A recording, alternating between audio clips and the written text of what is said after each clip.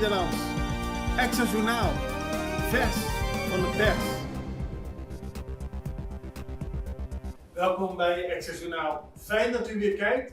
Het belangrijkste nieuws voor u op een rij gezet. En we beginnen met tegels gescheurd tijdens een aardbeving.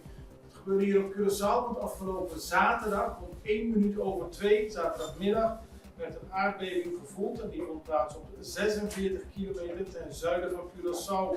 Het had om een beving op 10 kilometer diepte in zee en het had een kracht van 3,6 op de schaal van Richter.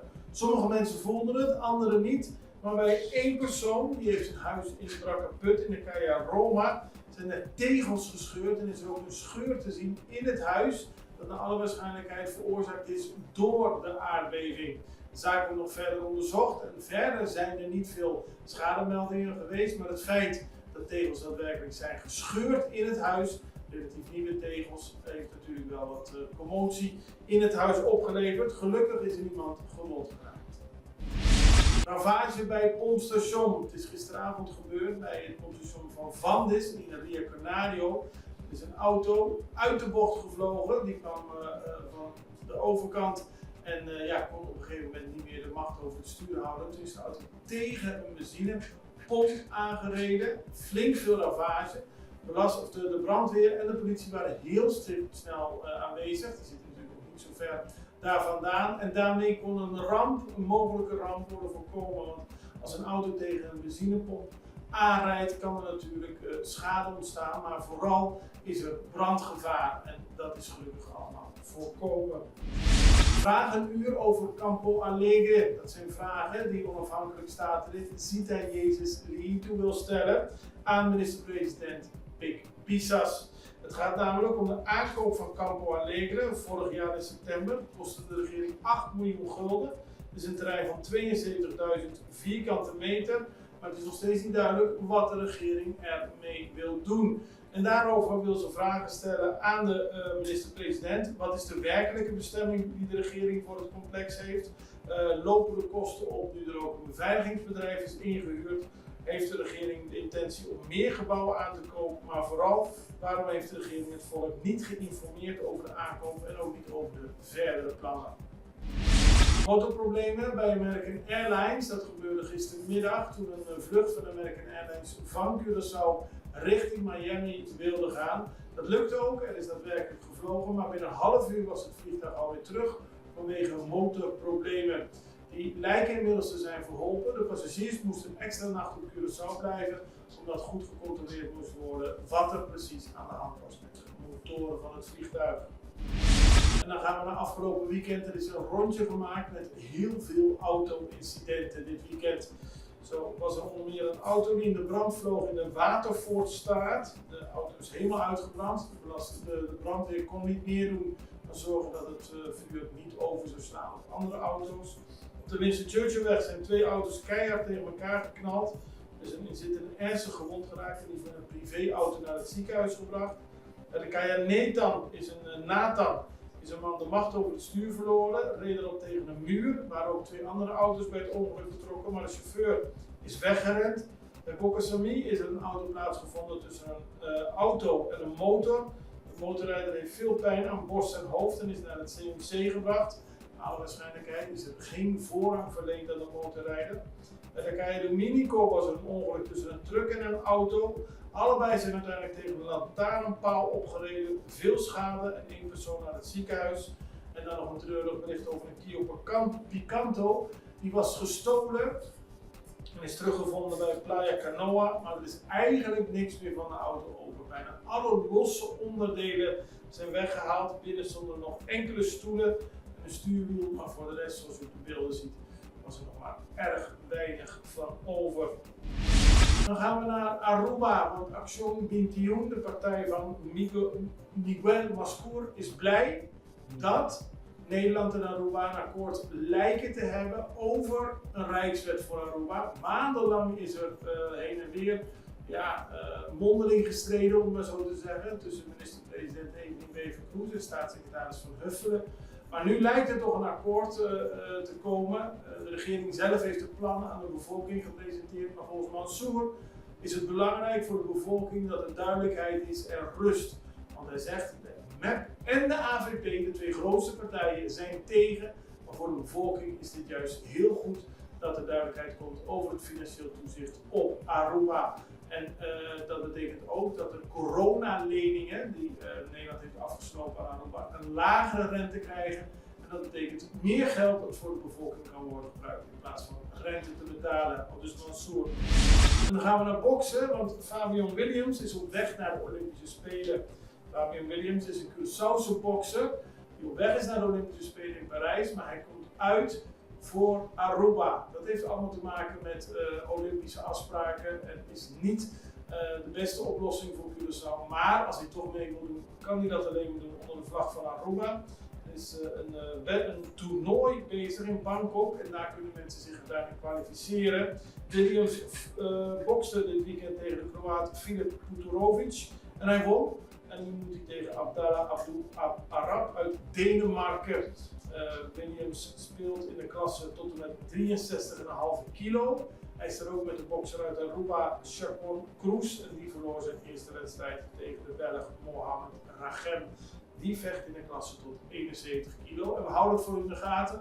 Curaçaose boksers die meedoen aan de Olympische Spelen, dat is natuurlijk iets moois voor onze sport. We hebben even een break. Het zijn zo bij je terug.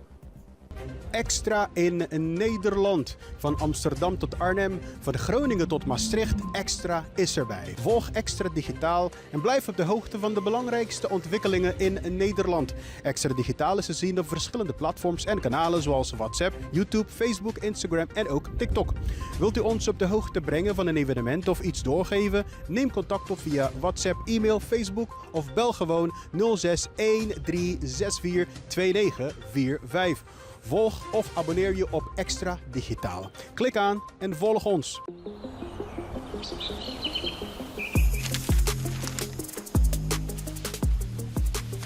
Welkom op Curaçao, een van de mooiste eilanden in de Caribiën, een ware parel. En het is een eiland waar je van heel veel zaken kunt genieten. Van de natuur, van de zee, van het eten, van de mensen en zoveel meer. Curaçao is een eiland waar heel veel gebeurt op het gebied van politiek, cultuur, sport en zoveel meer. Een Extra Journaal brengt het belangrijkste nieuws van Curaçao. Maar we hebben ook aandacht voor al het nieuws op Bonaire en Aruba en op de bovenwinden, Saba, Sint Maarten en Sint Eustatius. En we belichten al het nieuws van alle kanten. Het nieuws is duidelijk, actueel en vers van de pers. Extra Journaal, elke werkdag op Salto. Op Curaçao zijn we de hele dag bezig met het maken van Extra Journaal. Volg ons op je favoriete Amsterdamse zender, Tauro.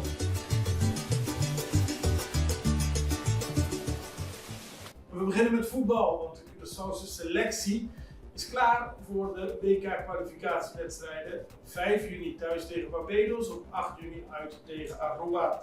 Er zijn dit weekend nog 2 wijzigingen doorgevoerd, omdat Arjani Marta van Ajax, die is geblesseerd geraakt, en ook Jaron Vicario. Beiden worden vervangen door Justin Ogenia en Shannon Carmelia, even genaamd Cheese. Deze staan op de uiteindelijke lijst van 23 spelers die, zoals gezegd, eerst tegen Barbados en daarna tegen Aruba de eerste stappen moeten zetten op de deelname aan het WK in 2026. En die worden gehouden in Canada, Amerika en Mexico. Dan gaan we naar Sint Maarten, want sinds daar de regering van Luc Messelina is gevallen, is er politiek heel veel te doen.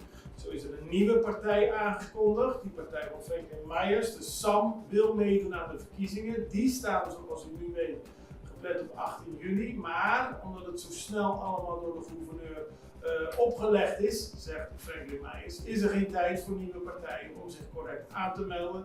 Dus zouden de verkiezingen later moeten worden gehouden. Nou, of dat gebeurt, dat wachten we nog af. In ieder geval staan nu de verkiezingen op 18 juli gepland en de ontbinding van het parlement op 19 augustus. En dat betekent dat Sint Maarten in 1 jaar tijd 2 keer verkiezingen heeft. De eerste waren natuurlijk op 11 januari. Dat zorgt voor een gespannen situatie en waarbij oppositie, coalitie tegen elkaar allemaal aan het weten of ze het nou wel of niet mee eens zijn wat zich precies heeft afgespeeld. Het is interessant om te zien dat Omar Adli, dat was de grootste stemmentrekker bij de vorige verkiezing, die leidt nu de UP Party. En die is klaar voor de verkiezingen. Hij gaf dit weekend een interview op de radio en beriep zich erop dat hij de highest vote getter is. En dat we eigenlijk geen verkiezingen willen, maar we zitten er nu mee, dus we gaan ons beste voor doen. Kijk naar een deel van het interview met Omar Abdi. It's not something that we wanted. It's not something that we wish, especially coming off of a 4-year run, 4-year and change, because we did overtime, to go back into election after five months. But what it means for the up party is ready. I'm actually excited with the new dynamic list that we're putting together. It actually gives me a chance to exhibit myself as a leader. Correct. You know, it's something that I'm taking my time and I'm crafting. I'm not worried about, usually, you know, the typical thing is, oh, we need a full list, we need a full list. No, I want quality. I want to bring back that feeling of the UP being one of the mega parties. We were one of the largest parties. At the end of the day, we received 3 seats outright last election, despite all of the people that left. And I think with what we are creating, I'm excited. I wish we didn't had election, but we are here. Yeah. Your people, there's criticism on both sides. Correct. There's criticism on invoking Article 59. Mhm. And there's criticism because they're saying that you are boasted while you were there on stability, and here you are disrupting stability. You see, at the end of the day, we boasted on stability. The reason that we boasted is because we avoided those disruptions that they brought against us. When we were in coalition, I want people of St. Martin to understand. First of all, Billy, I have become, you know, of course, I'm glad and I'm happy that St. Martin has elected me to be the highest vote getter in the last election. With that comes great responsibility. You become sort of the face of politics of St. Martin. So when you are the face, you get the blame for everything, right? Whether good, whether bad, you just have to take it. Now, let me explain, St. Martin. I was placed in opposition. Everyone was asking, how can the highest vote getter be in opposition? Because the coalition formed. 4 parties came together to make sure to keep the United People's Party out and the National Alliance Party. Now, granted, we have 2 different parties. National Alliance and the United People's Party are 2 different parties. Right. But no discussions was held as if we are one big party. So we said, you know what? We'll stay on the side as a 7, since people want to treat us as one. We'll stay on the side. We are opposition. The responsibility of stability lies with the coalition. The coalition is what governs. The coalition supports the government. So if a coalition breaks, then you do not have stability. En dan gaan we naar Brazilië. Dat heeft de afgelopen periode te lijden gehad aan de grote overstromingen. Heel veel mensen zijn hun huis kwijtgeraakt. Veel doden, gewonden. Veel dieren zijn ook omgekomen door het water. Dat heeft een enorme economische schok teweeggebracht in Brazilië. Om geld in te zamelen is de Braziliaanse voetballegende Ronaldinho hier komen voetballen. Hij is uit zijn pensioen gegaan, zoals dat zo heet. Zo mooi heet, voor een liefdadigheidswedstrijd om geld in te zamelen. Ronaldinho speelde eerder bij Paris Saint-Germain en natuurlijk Barcelona. En scoorde 2 doelpunten in een wedstrijd in het Maracanã-stadion in Rio de Janeiro. Uiteindelijk eindigde de wedstrijd in 5-5, maar het ging er meer om dat er geld wordt ingezameld. Ook voormalige Cafu speelde daarin. Het is op de beelden te zien dat veel mensen erop afkwamen en dat het ook goed is om aandacht te besteden aan de getroffen mensen. Steden en plattelandsgebieden in Rio Grande do Sul zijn al wekenlang getroffen door een ongekende klimaatramp van stortregens en dodelijke overstromingen. Meer dan 500.000 mensen zijn hun huizen ontvlucht en autoriteiten hebben de omvang van de schade nog niet volledig kunnen inschatten. Het water daalt nauwelijks en op sommige plaatsen stijgt het ook nog steeds naar beken. De gouverneur Eduardo Leite zei zaterdagavond tegen TV Globo dat de wederopbouw enkele maanden of zelfs meer een jaar zou kunnen duren. De voetballers hebben al een bijdrage geleverd. Wereldwijd wordt er ook gekeken en hulp aangeboden aan Brazilië. En dat houden we voor u in de gaten. Wij zijn klaar met Actu Journaal. We zijn er morgen weer. Ik hoop u ook. Het allerbeste. Tot ziens. Dag.